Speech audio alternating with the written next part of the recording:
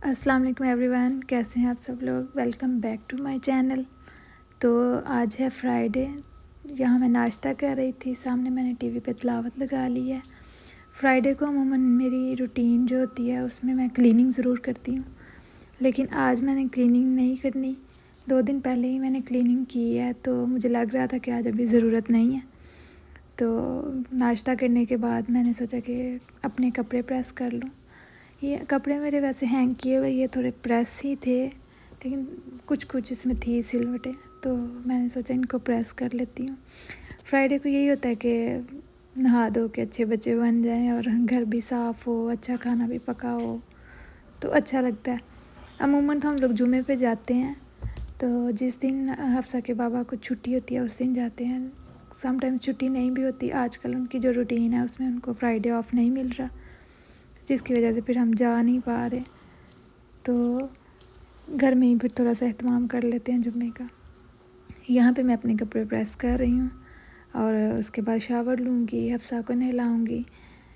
तो ये स्टीमर के साथ मैं प्रेस कर रही हूँ। दूसरी प्रेस के साथ ज़रा ज़्यादा मुश्किल लगता है, मुझे इससे आसान लगता है। पता नहीं, हर किसी की अपनी बात है। मुझे स्टीमर के साथ ज़रा आसान लगता है कि फ़ौरन ही हो जाते हैं। वैसे इनको इतनी कोई ज़रूरत ही नहीं थी, ये ना मैंने प्रेस करके ही हैंग किए हुए थे। तो हैंग करने के बाद भी पता नहीं क्या मसला है कि वो ऐसे सीधे सीधे, जैसे ये अब लटक रही है तो नज़र आ रही होंगी आपको, इस तरह तहें सी बन जाती हैं। इस वजह से फिर ना दोबारा ज़रा करने की ज़रूरत पड़ जाती है। तो ये मैंने ना, ये जो ड्रेस आप देख रहे हैं, ये मेरा ख्याल है कॉटन का फैब्रिक है। ये अभी मेरी नंद गई हुई थी पाकिस्तान, तो उनसे मंगवाया था मैंने। ये ना क्रॉस स्टिच का है और ये इसके साथ वाइट ट्राउज़र है, उसके नीचे भी लेस लगी हुई है। दुपट्टा मेरा ख्याल है कोई नेट टाइप है इसके साथ। मुझे नहीं इस कपड़े का एग्जैक्टली पता कि इसको क्या कहते हैं, लेकिन काफ़ी बड़ा और काफ़ी अच्छा दुपट्टा है और कोई नेट ही है, मेरे ख्याल है खादी नेट शायद कहते हैं उसको। यहाँ पे मैंने हफ्सा के कपड़े भी निकाल लिए हैं, उसका टॉवल, उसका पाउडर जो उसकी तैयारी होती है वो मैंने रख ली है। अब मैं उसको नहलाने लगी हूँ। उसको पहले नहला लूँ ना तो मैं टेंशन फ्री हो जाती हूँ कि उसके बाद वो सो भी जाए तो कोई मसला नहीं है कि वो नहा लिया उसने। ये देखे यहाँ पे वो रेडी हो गई थी हंस रही है कैमरे की तरफ देख के। जब भी कैमरा ऑन होता है हंसने लग जाती है। उसके बाद मैं उसको सुला के तो किचन में आई हूँ। यहाँ पे मैं बनाने लगी थी आज ना सिंगापुरियन राइस। वो इसके बाबा को बहुत पसंद है। मैंने ना पहली दफ़ा ईद पे बनाए थे, तो यूट्यूब से देख के ही बनाए थे, तो उनको बहुत पसंद आए थे। ये मेरी बहनों ने मुझे रिकमेंड किया था कि ये रेसिपी बना के ट्राई करना, ये बहुत अच्छी बनती है। तो मैं कोई आपको रेसिपी तो नहीं देने वाली, वैसे क्विक दिखा रही हूँ। यहाँ पे सब्जियाँ थी वो काट ली हैं। इसमें स्टेप्स काफ़ी ज़्यादा होते हैं, मुश्किल उतनी नहीं है लेकिन स्टेप्स काफ़ी हैं। यानी वो पास्ता को बॉईल करो, फिर ये सब्जियाँ काट के उनको अलग से फ्राई करो, ये चावल अलग बॉईल करो। चावल तो मैंने राइस कुकर में बॉईल कर लिए थे, उसमें आसानी हो जाती है। तो यहाँ पे चिकन भी रेडी था और वो सब्जियाँ भी रेडी थी, तो ये बस जी असेंबल करने लगी हूँ। ये डिश स्टेप्स इसमें काफ़ी हैं लेकिन होती मज़े की है। तो यहाँ पे मैं डाल रही हूँ जी चावल ना राइस कुकर में मैंने बॉईल किए थे, थोड़े ना ये जुड़ से गए थे, पता नहीं कुछ देर पहले बॉईल कर लिए थे, तो उससे भी होता है ज़्यादा ताज़े ताज़े होना, तो फिर इस तरह से जुड़ते नहीं है। तो मैं उनको हाथों से ना खोलने की कोशिश कर रही हूँ कि थोड़े से ना वो दिखने में ज़रा अच्छे लगें। तो अमूमन वैसे मैं करती तो इसी में हूँ ज़्यादा बॉयल, लेकिन कभी कभार होता है पानी का कोई कम ज़्यादा हो जाए तो फिर थोड़े से ना चिपक से जाते हैं आपस में, उतने खड़े खड़े नहीं लगते। तो इसमें वैसे होता तो ये है कि ऊपर लेयरिंग आ जानी, इतना कोई पता नहीं चलना कि नीचे क्या छुपा हुआ है लेकिन फिर भी खाने में भी तो अच्छा लगता है ना। तो जी यहाँ पे मैंने चावल सारे उसके ऊपर बिछा लिए हैं। अब इसके ऊपर हम सब्ज़ियाँ और जो नूडल्स हैं वो वाली लेयरिंग कर देंगे। वो कर दिया मैंने। फिर उसके ऊपर आ जाती है जी चिकन की लेयर, चिकन का अलग जो बना हुआ था सालन सा, वो इसके ऊपर डाल दिया है मैंने। और एंड पे आती है इसकी सॉस जो कि बनती है केचप, मेयोनीज़ और हॉट सॉस से, उन तीनों को मिक्स करके। फ्राइडे को मुझे होता है कि मैं थोड़ा स्किन केयर का भी करूं। आम दिनों में तो मैं बिल्कुल भी नहीं करती। ये ना रेमेडी है, एक मेरी बाजी ने मुझे बताई थी, ये बहुत अच्छी है। ये वाकई ट्राइड एंड टेस्टेड है। इसमें ना कोई इतने मुश्किल स्टेप्स नहीं है, लेकिन इसके रिज़ल्ट्स बहुत अच्छे हैं। ये डार्क स्पॉट्स के लिए और ये जो स्किन टाइटनिंग है उसके लिए, और बहुत अच्छा ग्लो आता है फेस पे इसके बाद। तो ये मैं ज़रूर करती हूँ। कभी कभी तो मैं डेली भी करती हूँ जब मुझे लग रहा होता है कि ज़रूरत है, तो वैसे मैं फ्राइडे को करती हूँ। तो यहाँ पे देखिए चीनी है, आलमंड ऑयल है और कॉफ़ी है, ये मैं आपको दिखा भी रही हूँ। और विटामिन ई के कैप्सूल हैं, 2 कैप्सूल विटामिन ई के। तो इससे ये 4 चीज़ें हैं, कोई इतना मुश्किल नहीं है, ये इजीली मिल जाती हैं। इतना को तो अपने लिए करना ही चाहिए इंसान को। और मैंने ये ऑब्ज़र्व किया है कि जो टोटके हैं ना वो ज़्यादा अच्छे रहते हैं क्रीमों से, तो मुझे तो सूट करते हैं।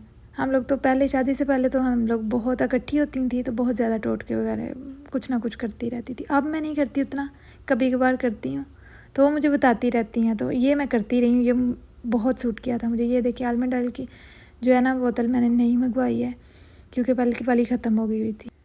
तो यहाँ पे मैंने लिया 1 चम्मच चीनी और 1 चम्मच कॉफ़ी का ज़रा बढ़ा हुआ चम्मच, चीनी थोड़ी कम, मतलब 1 चम्मच ही, लेकिन उतना बढ़ा हुआ नहीं। और 1-1.5 चम्मच इसमें हम लेंगे आलमंड ऑयल, और 2 विटामिन ई के कैप्सूल इसमें हम डालेंगे, और पानी थोड़ा सा मिक्स करके, यानी जितना चाहिए हो के थोड़ा सा वो मुंह पे लगाने के काबिल हो जाए। कॉफ़ी का तो आपको पता है, कॉफ़ी स्किन के लिए बहुत अच्छी है, डार्क स्पॉट्स के लिए, फ्रैकल्स के लिए इसके बहुत फ़ायदे हैं स्किन के लिए। अक्सर टोटके जो हैं उनमें ये यूज़ होती है। पहले पाकिस्तान में थी तो एक मैं लगाती होती थी कॉफ़ी और हनी और विटामिन ई के कैप्सूल मिक्स करके ना, वो भी बहुत अच्छा था, वो भी बहुत सूट करता था। और उससे इतनी ग्लोइंग स्किन होती थी ना, सर्दियों में ख़ास तौर पे ना बहुत डल सी हो जाती होती है स्किन वहाँ पे। यहाँ तो कोई इतना ख़ास फ़र्क नहीं पड़ता, क्योंकि घरों में ज़ाहिर है कि टेम्परेचर सेम ही रहता है तकरीबन हर मौसम में। ये जो पेस्ट है ना ये थोड़ा दरदरा सा बनता है, तो आपने कोशिश करनी है जब इसको लगाना है तो हल्का हल्का मसाज करना, बहुत रगड़ रगड़ के नहीं, हल्का हल्का। अगर ना हो सके, समटाइम्स ये भी होता है कि थोड़ा वो ना खींचने सा लगता है, तो फिर जब धोना है ना थोड़ा थोड़ा पानी लगा लगा के तो मसाज करके फिर धोना है। और ये जितना ये बन गया ना, ये 2-3 दिन तक आप इजीली इसको स्टोर कर सकते हैं फ्रिज में। लेकिन लगाने से पहले इसको कुछ देर बाहर निकाल के रखना पड़ता है, क्योंकि फिर ये हार्ड सा हो जाता है ना फ्रिज में रहने की वजह से। तो जब आपको लगे कि आपने ये यूज़ करना है, तो आपने तकरीबन आधा घंटा पहले इसको निकाल के तो बाहर रख देना, कि ये रूम टेम्परेचर पे आ जाए, ये थोड़ा नरम सा हो जाए, कि लगने में आसानी हो, स्किन को ऐसे खींचते ना रहिएगा फिर मुझे इल्ज़ाम दें। ये सारी चीज़ें ही फ़ायदेमंद हैं। तो इसमें देखिए मैंने थोड़ा सा पानी डाला है, क्योंकि वो ना थिक सा था, ज़्यादा ही थिक था। तो ये पानी डाल के थोड़ी, मुझे ये होता है कि लगने में आसानी हो, ज़्यादा खींच खींच के ना लगाना पड़े स्किन को, कि वो अच्छा करने के बजाय वो ख़राबी ही करे। तो ये देखें ये मिक्स कर रही हूँ मैं। ये मैं जब बना के रखती हूँ तब तो मैं 2-3 दिन लगातार लगा लेती हूँ, उसके बाद भूल जाऊँ तो भूल जाऊँ। लेकिन अब आज से मैं सोच रही थी कि मैंने फिर ये करना, डेली करना, क्योंकि इससे ना बड़ा अच्छा सा ग्लो आता है और स्किन जानदार सी लगती है। जैसे कि समटाइम्स डेड स्किन ऊपर से नज़र आ रही होती है, कि मतलब जैसे मरा हुआ मुँह हुआ होता है, अक्सर ही जो हो जाता है। तो फिर ये मैं कर लेती हूँ, इससे काफ़ी फ़र्क पड़ जाता है। ये देखिए इतनी क्वान्टिटी में बन गया कि 2-3 बार तो ईज़िली लग जाएगा ये। लेकिन डरावना सा मुँह बहुत हो जाता है ये लगाने से। हमारे घर में मुझे याद है कि जब कभी हम लगाती थी ना तो बच्चे डरते थे। अरफा तो समटाइम्स रोने लग जाती थी, हाँ ये पप्पो, पर हफ्सा को कोई फ़र्क नहीं पड़ा। ये देखें इस तरह से ना मैंने थोड़ा पतला सा किया था तो ईज़िली लग गया। उसके बाद मैंने शावर ले लिया था, फिर मैं आ गई थी थोड़ा बहुत तैयार होने, क्योंकि फ्राइडे को मुझे ये होता है कि मैं हल्का सा तैयार हूँ। आम दिनों में तो बिल्कुल ही मैं नाइट सूट में घूमती रहती हूँ, कोई मुझे नहीं परवाह होती, लेकिन फ्राइडे को मैं थोड़ा सा करती हूँ। या मैंने सन ब्लॉक ले लिया है, जो मैंने ऑनलाइन ही मंगवाया हुआ है, यूसरीन का, आई थिंक यूसरीन ही कहते हैं, पता नहीं, इस तरह की कोई है कंपनी, वो मैंने लगाया है। और अब मैं मस्कारा लगाने लगी हूँ। मस्कारा तो मेरा ऑल टाइम फेवरेट है, कुछ ना हो लेकिन मस्कारा होना चाहिए, मुझे बहुत पसंद है मस्कारा। और हल्की सी मैं ना कोई लिपस्टिक लगा लूँगी। यहाँ मेरे पास कोई इतना मेरे पास मेकअप का नहीं है, क्योंकि मुझे आता ही नहीं है करना। ये देखें लिपस्टिक मेरी हालत देखें, ये ना गलती से एक दफ़ा खुली हुई को मैंने बंद करने की कोशिश कर दी, मतलब सारी लिपस्टिक जो आगे को आई हुई थी तो मैंने उसके ऊपर ढक्कन दे दिया, तो वो टूट के ना अंदर ही उसका कचूमर बन गया। लेकिन इसका कलर मुझे इतना पसंद है कि मैं कचूमर को ही ना हाथ से लगा लेती हूँ, थोड़ा सा लगा के तो उसको बस मिक्स कर लेती हूँ। लिपस्टिक भी खैर मुझसे कोई अच्छी नहीं लगती, मुझे अभी तक अपने होंठों पे भी लिपस्टिक लगानी नहीं आई, किसी के तो दूर की बात है, लगती नहीं है, कभी किसी कहीं से निकल रही होती है, कभी कहीं से निकल रही होती है। तो यहाँ पे फिर मैंने कहा कि कंगन पहन लेती हूँ। कुछ देर के लिए पहन सकती हूँ, फिर उलझन होने लग जाती है, फिर मैं उतार देती हूँ। पहले तो तैयारी श्यारी में बड़ा अच्छा लगता है, ये भी पहने वो भी पहने, तो ये थोड़ी सी कंफर्टेबल सी मुझे लगती हैं, तो ये मैं कभी पहन लेती हूँ। तो बस जी मेरी तैयारी हो गई है कंप्लीट। मैं अपनी फ़ाइनल लुक की पिक्चर एंड पे पोस्ट कर दूँगी, आप लोग देख लीजिएगा और मुझे दें इजाज़त। मेरा ब्लॉग पसंद आए तो प्लीज़ लाइक करें, शेयर करें और चैनल को सब्सक्राइब करें। फिर मिलूँगी इंशाल्लाह अगले ब्लॉग में, तब तक के लिए अल्लाह हाफिज़।